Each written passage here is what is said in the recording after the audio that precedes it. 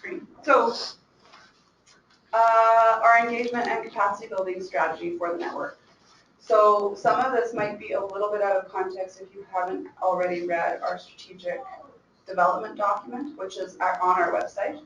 And that just provides our big, huge, really high-level strategy. And it has a strategy table within it, so if you only read one thing, skip to the table, read that. And this will talk, so this presentation, there's two documents that actually support our strategic development planning document. And those are an evaluation strategy and this engagement and capacity building strategy. So the evaluation strategy and the engagement capacity building strategy feed into, or just provide more meat around the big strategy. Hi, welcome. No, no worries. Come on in. Just started on time. That's a luxury. I'm sorry. We're surprising ourselves. Yeah, I'm Blythe Butler, by the way, and you are? I'm Bo from Reactive. Yeah. Hi, welcome. Hi, thank you. So I was just saying we've got three sort of strategic documents on the go at the network right now. One is called a strategic development plan. One is an evaluation strategy, and the other document is this one. And they all can't really be understood in isolation. They feed each other so closely, it's really hard to pull them apart, but we've tried to make different things explicit in each document. We'll get to it, but the reason why we've lumped engagement and capacity building together, which you might not normally see in an engagement strategy, is that fundamentally we engage through capacity building. Mm-hmm. And by engaging in capacity building, you end up, or by doing capacity building properly, you end up engaging people. So we will never separate those things. And what we mean by capacity building we'll get into. So let's dive in.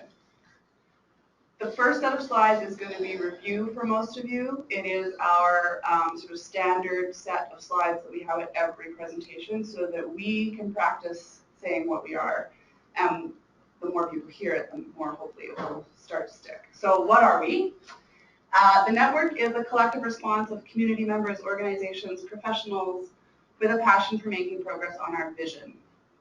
That all children from conception to 6 are supported by family and community in order to reach their optimal development. This was a vision statement that we grabbed on from our previous relationship, well, not our previous relationship, but from the work Upstart was doing at the time of the network's inception. Lana, it's like 5 or 6 years ago now. I know. It's crazy. Okay. So this was sort of one of the ways we started developing on what was already existing in the community, which was not to come up with a brand new vision statement because we said we were something new, but to actually take one that was already in play and build on it. So I think that was our first, unbeknownst to us, leverage activity. And why 2,000 days in a child's life, you all know this, speaking to the converted, but 85, and I've been corrected recently by someone at Halleck's Foundation that it's 90% of the brain's wiring happens in the first 2,000 days of life. Obviously with lifelong impacts on learning, behavior, and health. So obviously what happens in those first 2,000 days can last much beyond that. And if we can create healthy environments for children to thrive in those first 2,000 days, we actually ward off the need for further intervention beyond those first 2,000 days. One thing I will say about the network's definition or understanding of what early childhood development is, there's lots of language because the network was originally involved with the ECMAP project, which gathered data provincially on how well children are doing in 5 developmental domains using the Offered Center's EDI tool. There's lots of language around school readiness as being this marker, and that also comes out actually a lot in the Strive. StriveTogether.org stuff around collective impact. I don't know if you guys are aware of Strive, but in .io, they're the sort of They used to be, I don't know, I don't hear much about them anymore, but they used to be held up as this collective impact sort of gold standard. And they also use the EDI for their early childhood development marker or shared measure for the early years. And it was all around school readiness, school readiness, school readiness, school readiness. Well, school readiness is one thing. Being a responsible and resilient little human being is a whole other thing. It has very little to do with school, ultimately. So in our strategic development plan, you'll actually see us state that explicitly, that as a network, we perceive early childhood development to be much more than school readiness. It's not enough just to be ready for school. In fact, probably detrimental in some ways to be that little kid who can be, told what to do and listen and sit still. Is that actually what we need from our 5-year-olds? Maybe, maybe not. Okay, the opportunity. This is the economic argument behind investment in early childhood. This is a number found in a lot of places. It's based on the research of Heckman. And one of the first things I did when I started the network was the ECMAP was quoting this in their amazing document. What's it called, Ron? The first one. What's the payoff?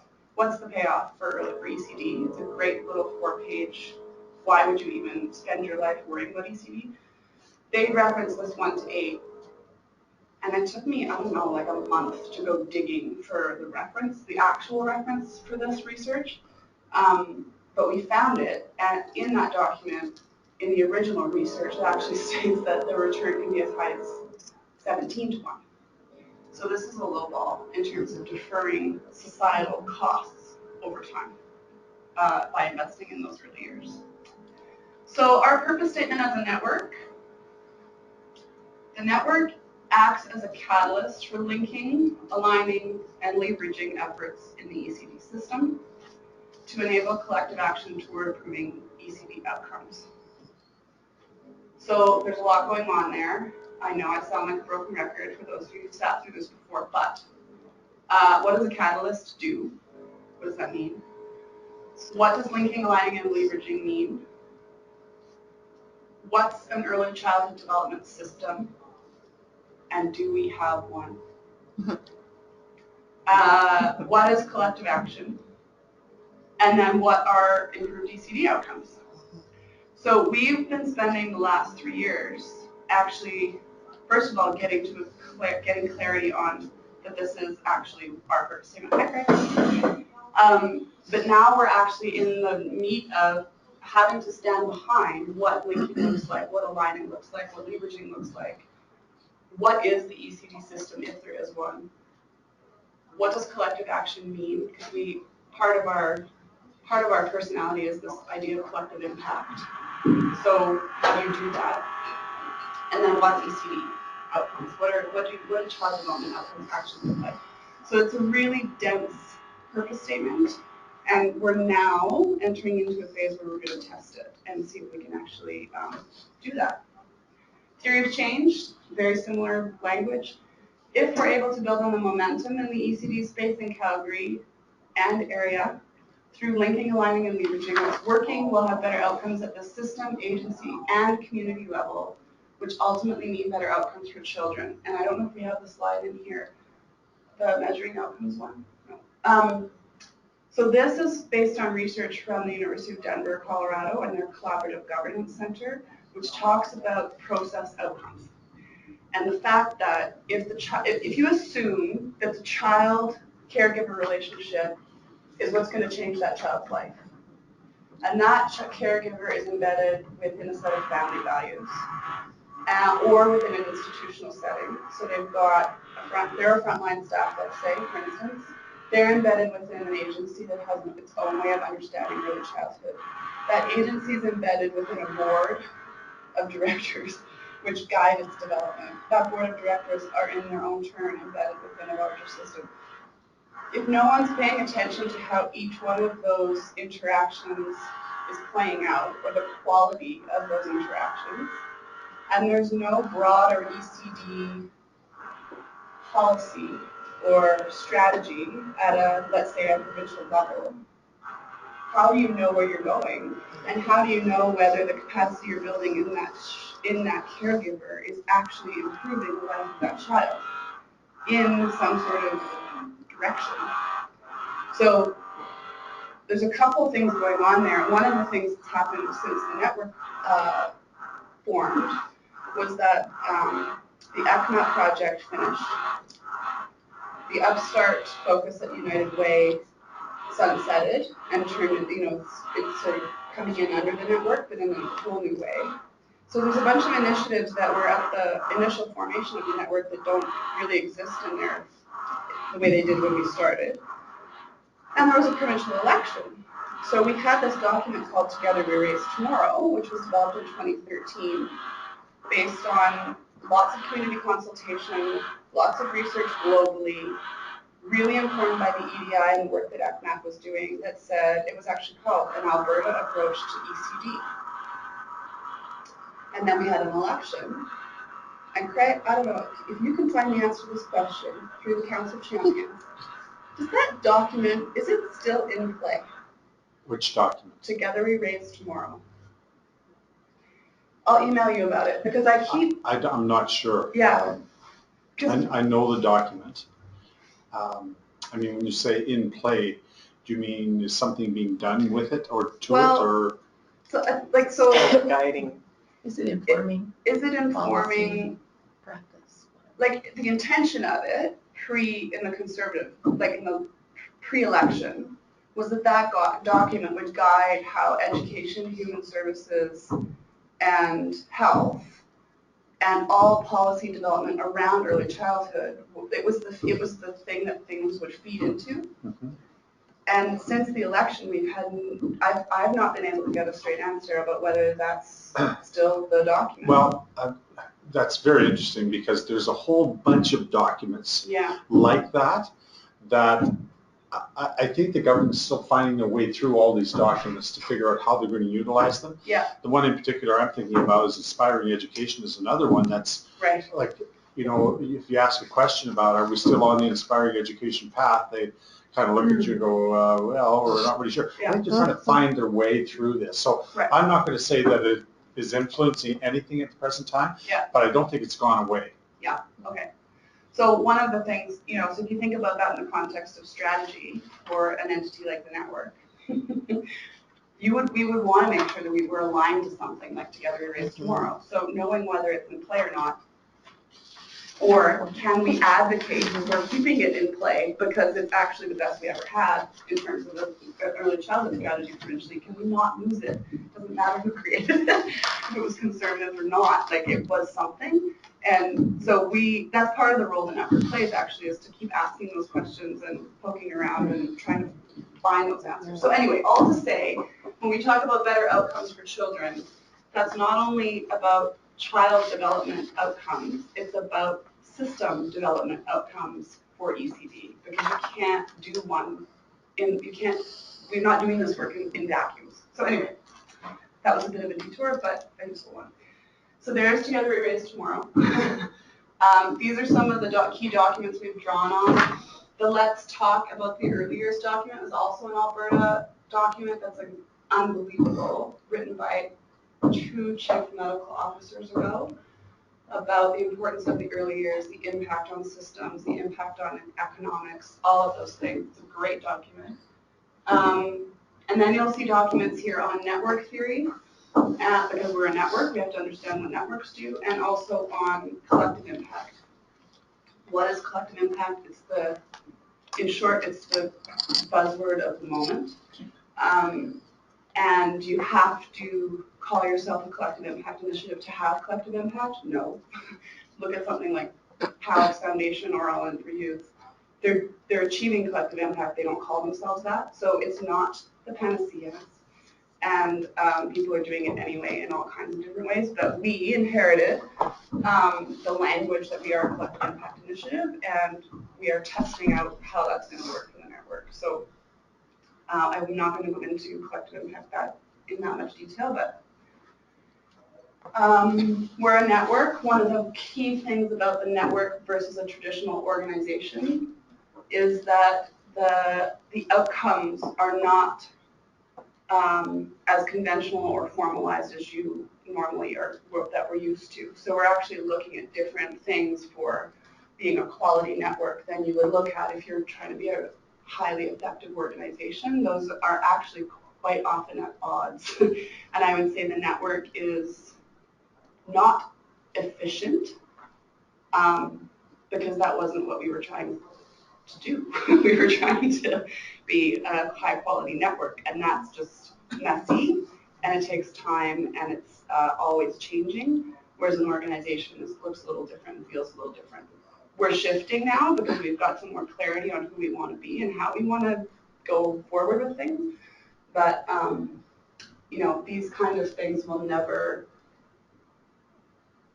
firmly controlled and planned. If that starts happening, we've lost the essence of what it means to be a network, and we're not building that kind of capacity.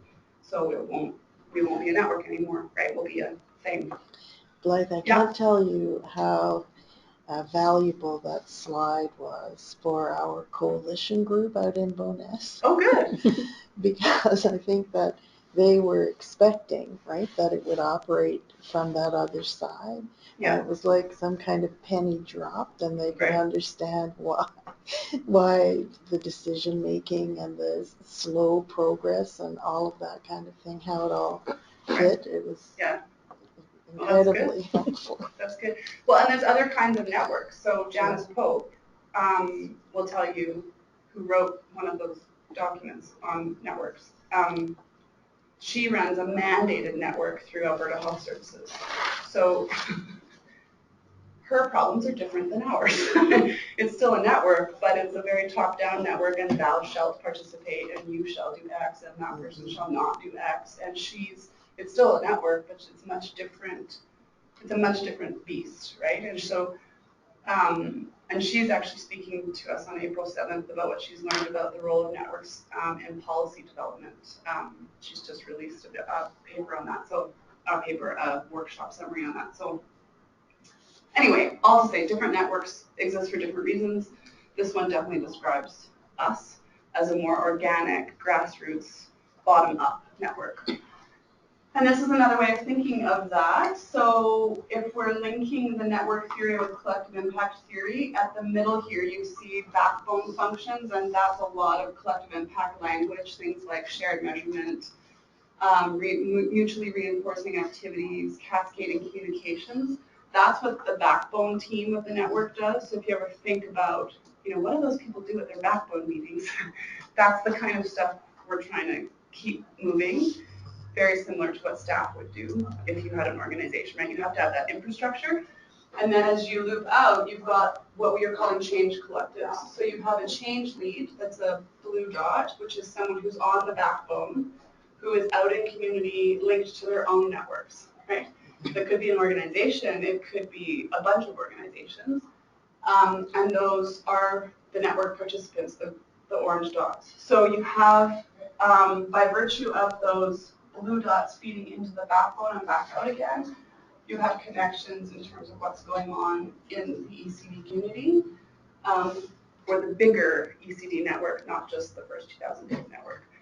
So then the question becomes, how do you choose, or how do you know which change collectives to engage with and when?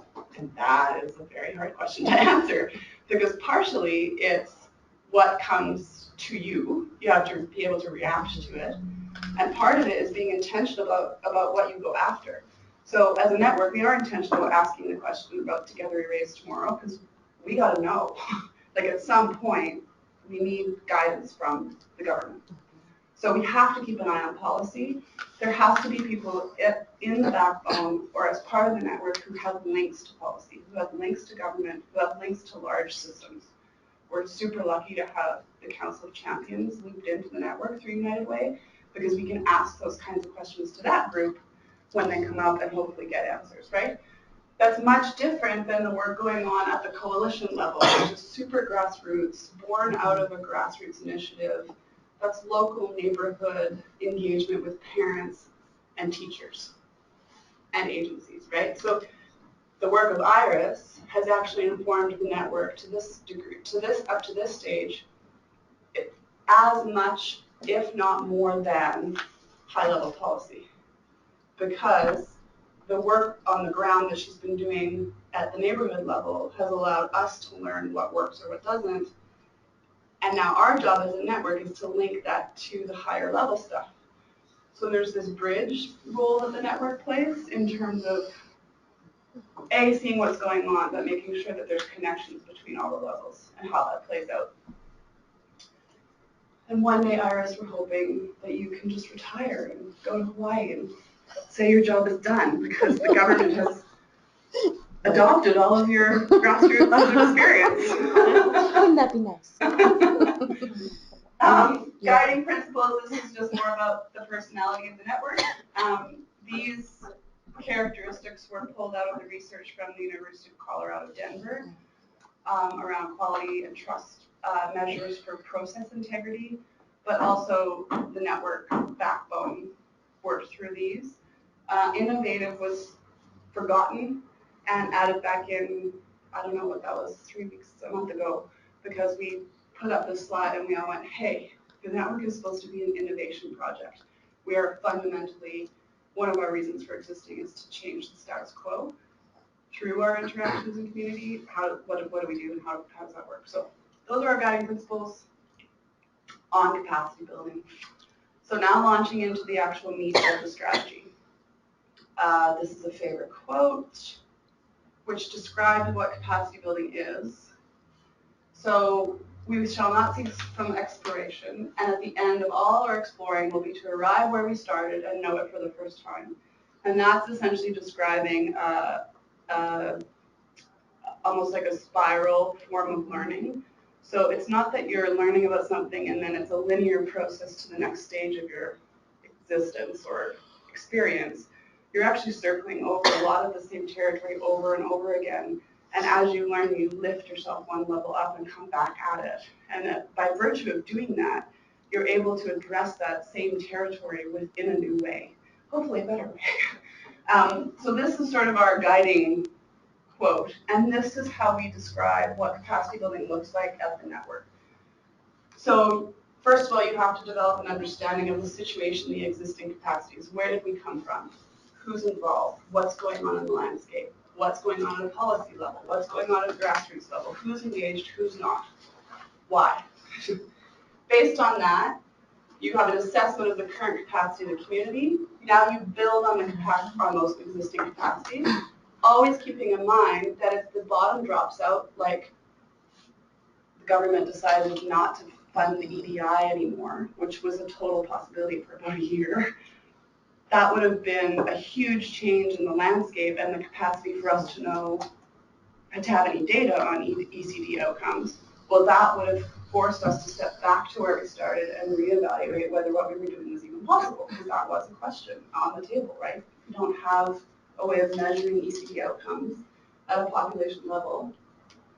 Where does that leave you? Then you just determine whether those capacities had an impact on the situation. So that's where that feedback loop comes. And based on what you learn about the existing capacities and the change in capacities, as a network, we have to now respond to that new situation. And that just never ends. And that's the hard part. So if we learn that Together Race Tomorrow isn't in play, or they're developing a new one, which could be equally as good, as long as rolling our eyes. If that document disappears, Just take the copy you know, and put a new photo on. we have to be able to react to that. So part of the adaptive response is adapting, right? Adapting ourselves, not saying, well, sorry, that new strategy doesn't fit with what we're doing, so, right? Just won't happen that way. Okay, so now, how are linking, aligning, and leveraging connected? So we are sharing linking, aligning, and leveraging connected. So we talked about how the function of the network was to link, align, and leverage existing efforts in the ECD system. Lots of people are super comfortable here. So we get together, we have meetings, we share what we're doing, we leave the meeting, nothing happens.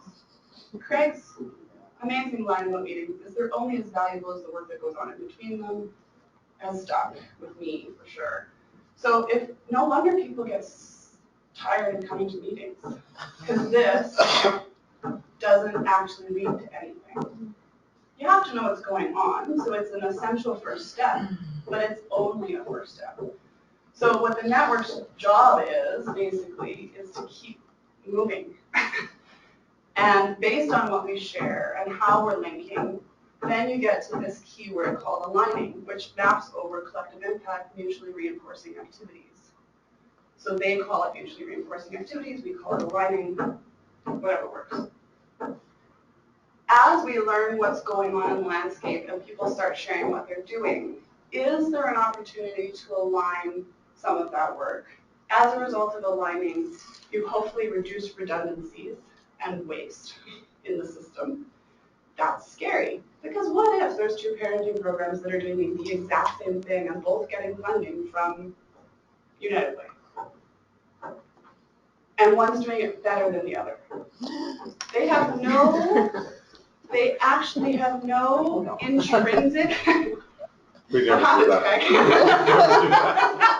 No, but there's no intrinsic motivation for those programs to collaborate. Yeah. Because the fear is, if they find out what we're doing and they know we're doing the same thing and we're not doing it as good as the next guy, what if our funding gets cut? What if your funding gets cut? Should it get cut? Like if we're all in it for the kids and somebody's doing it better, this is the kind of behavior change the network is starting to bump up against. As we do this, there's going to be quite a bit of resistance to actually doing it and doing it well. And as a network, we can't just do alignment in a vacuum, which is why we need to be aware of what's going on at that policy or higher level strategy. Because if we could align, I'm just going to roll our eyes again. We could align around triple P. I'll even roll my eyes Right. at that one. So there's programs out there that don't work actually for the majority of parents and frontline workers for many good reasons, but they're being driven top down. Mm-hmm. If we have something else that we know works and we can align and reinforce each other's success around that thing, we actually then have a case to argue back up for change. But without that, you just get stuck in this sort of this part. And then there's leveraging. So how can you take something and leverage it across the system? There's certain kinds of change we're looking for at the network. We're looking for opportunities for systems change. We're looking for opportunities for behavior change inside organizations and between organizations and amongst ourselves. So those are two key outcomes, is systems change and behavior change within ourselves, but also within the sector. Are there any questions or reactions to that as a general thing? Yeah. And although it's not related to early childhood, but it's related to this kind of table. Yeah. So you compared two programs that were exactly the same. Let's say you have two programs that are different, but could be complementary or perhaps do different things, but could be working towards the bigger picture. How do you get people to move from the sharing piece to like up the ladder?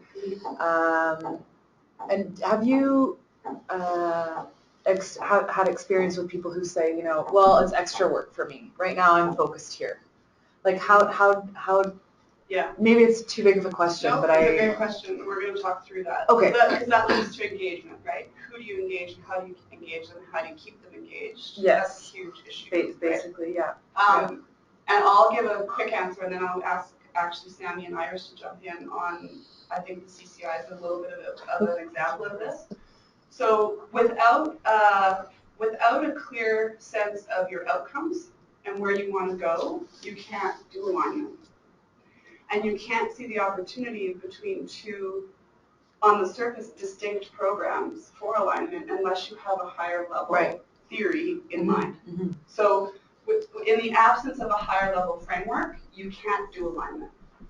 Okay, that's a really good answer. So for us, that higher level framework is the strengthening, and we'll get into this, it's the strengthening families approach. which talks about 5 promotive factors for child well-being. It's often used in the language around it sometimes gets associated with child welfare situations, so removing children from their homes, what are the factors that are in play for that? It's actually not solely used for that. It's a really broad approach to what family and child well-being look like, and it links to the Harvard theory of change, and it links to the work of Pallett's Foundation, talks about resilience, family resilience. What does resilience look like? How do you promote that, right? So as a network, we have, what's not on this slide, is that in between here and here, we've actually grabbed onto some form of framework to say, okay, well, child well-being is our outcome. We better grab something that tells us something about how child well-being happens, and then find ways to align around that. And so we have examples of, actually, so I'll just talk about the pilot for a second. In the next 2 months, we're bringing 6 different agencies through a pilot process to get them to talk about parental resilience. And the starting point is, what do you already do, or what do you think you do, that addresses parental resilience in your agency or program now? And we all share, but then we as a network drive that process forward to say, okay, do you see any commonalities between what you're all doing or any massive gaps? Good. Okay, well, that's looking at our belly buttons. If now we look at what Strengthening Families says about parental resilience and what needs to be in place for parents to have resilience, now we're going to ask the participants to compare what they said they were doing against some sort of framework or standard. And then it's a matter of finding ways to coach them forward towards an improved practice of parental resilience. So it's parental resilience. It could be happening in Botswana, or it could be happening here. The framework has to be broad enough that you can see yourself in it, but it can't be so specific that it's a program. Because otherwise, you run up against, don't tell me what to do. Yeah. I'm already doing good work. I know my clients better than you do. Stop telling me what to do. Well, it's that, and also, I think it's also that when it gets too specific, you don't understand the underlying process that made that specific thing successful.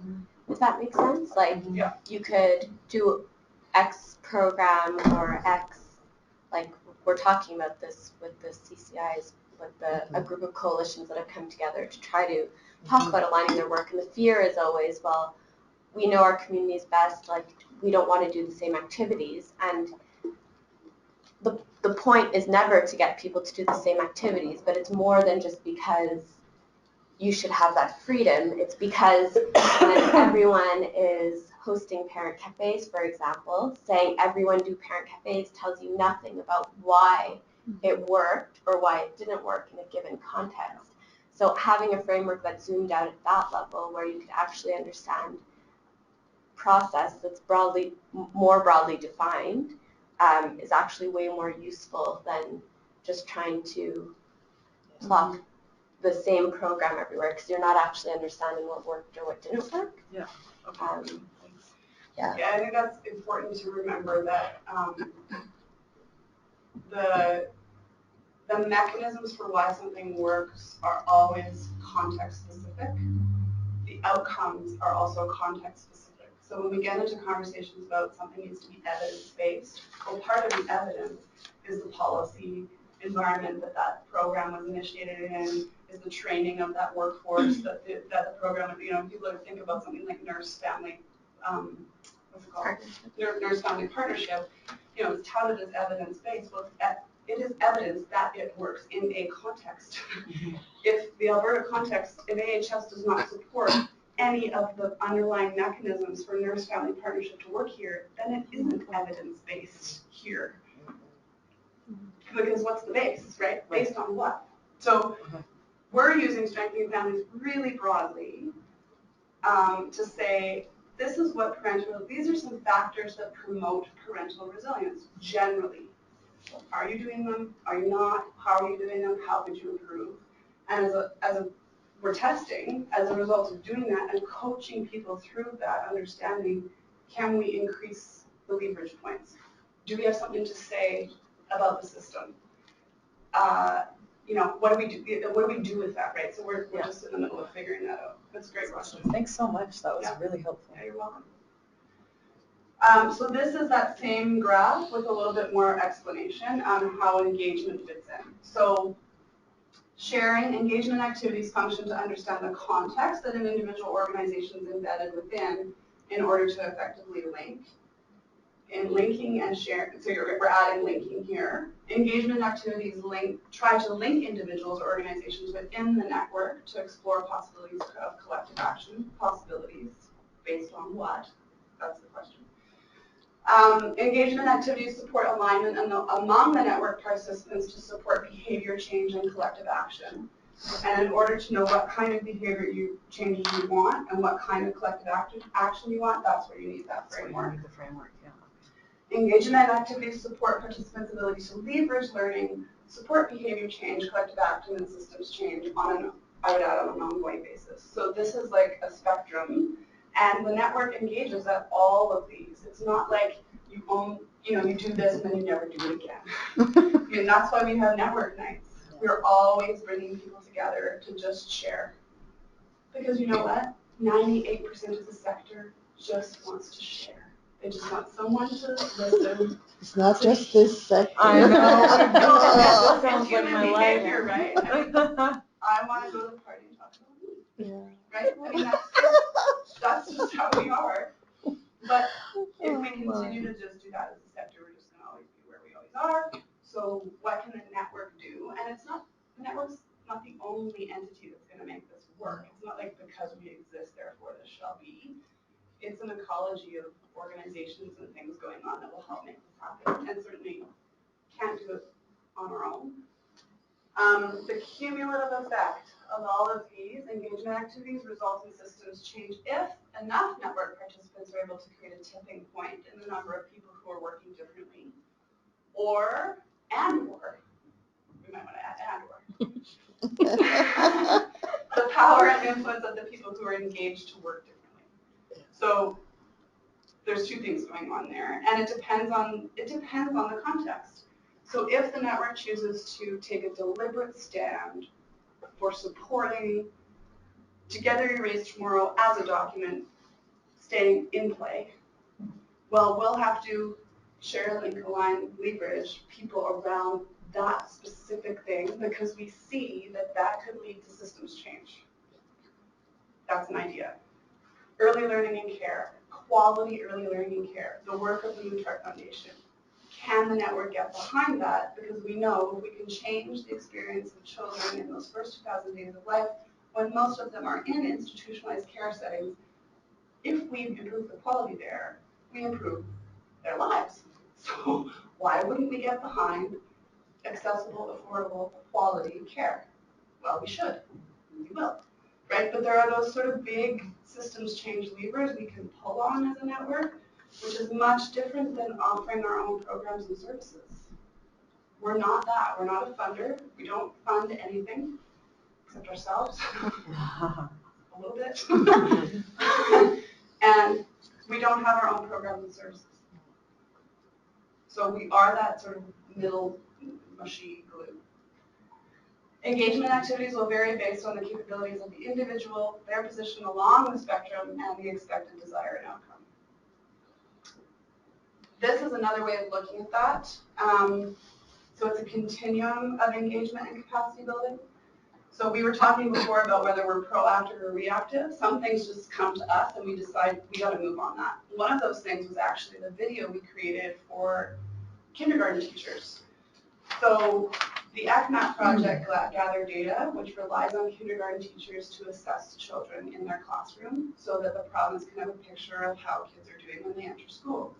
That was done by Alberta Ed over the course of 5 years, and the results were released in 2014.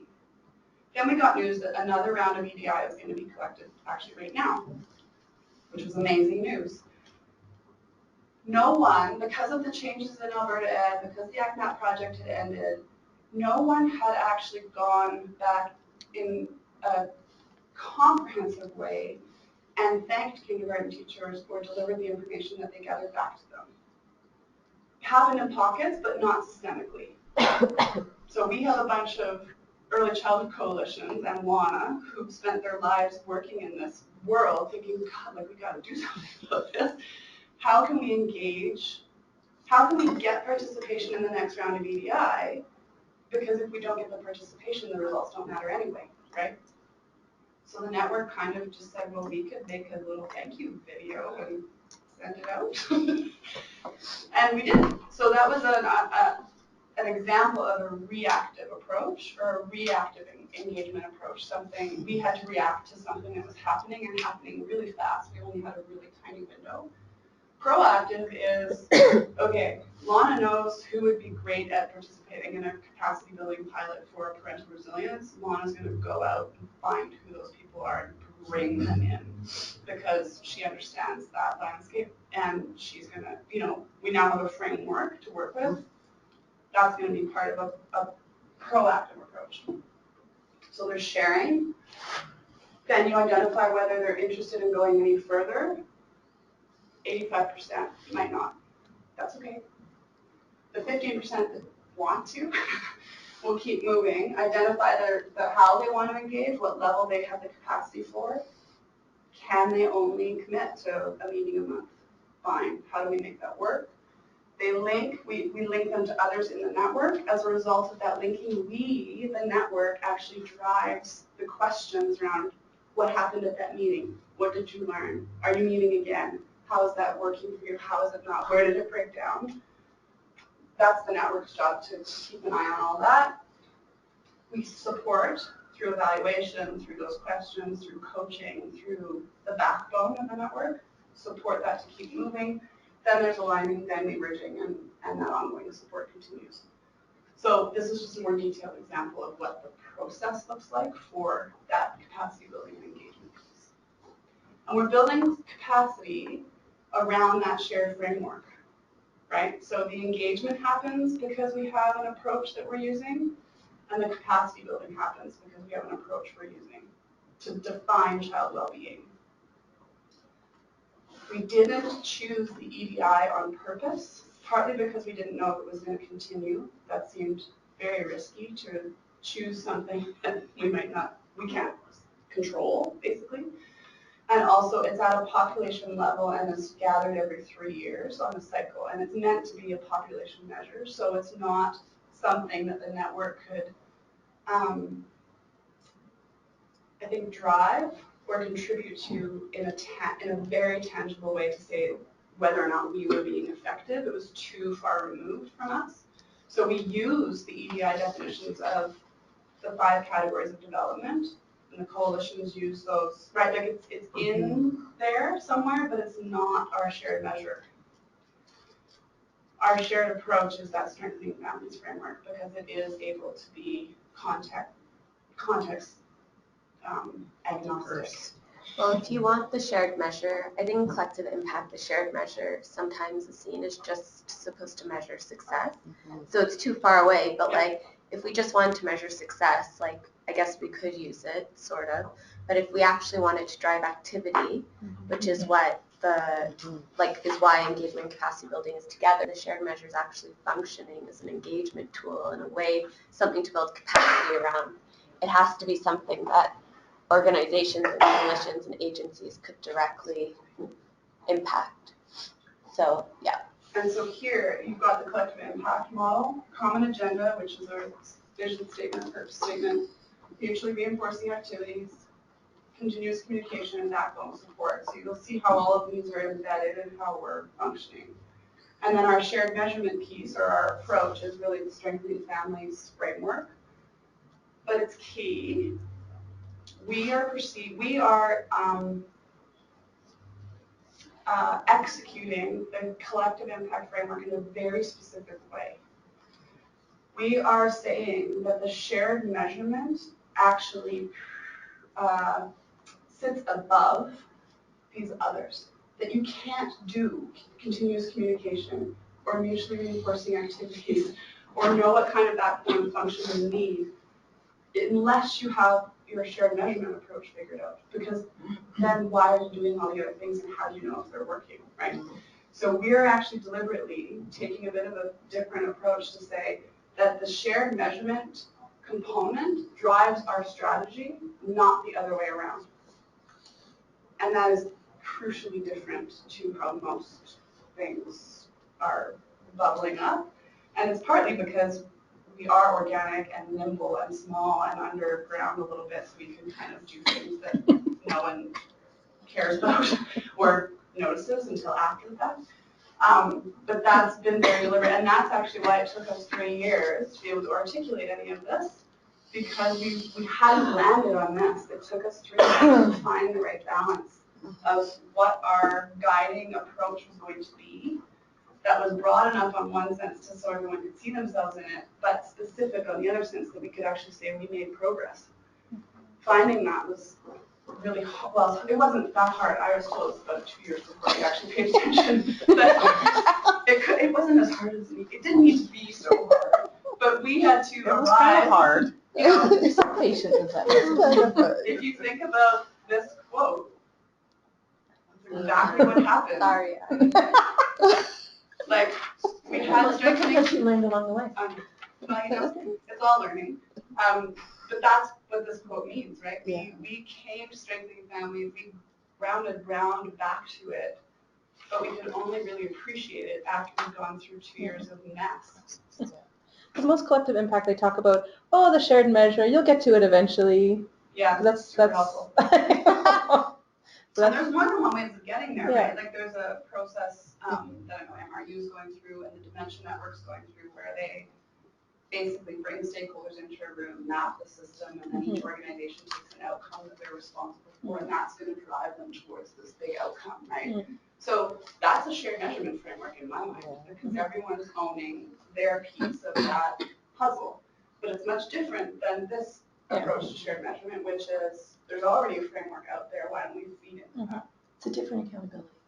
It's Because I'm different, involved right? in an organization that's doing it the MRU way, and it's not working very well, Right. although it's early days. Right. But still, it's Yeah, it's hard, it's tricky, right? There's also measurement from our perspective as a network where we have a developmental evaluator, so we evaluate ourselves constantly and feed that back to ourselves. We have a shared measurement framework from a child outcomes perspective, so that's our population change that we want to see. We have measurement that we've designed around collective impact. Are we doing well as a collective impact initiative? And we have measurement around whether or not we're doing well as a network.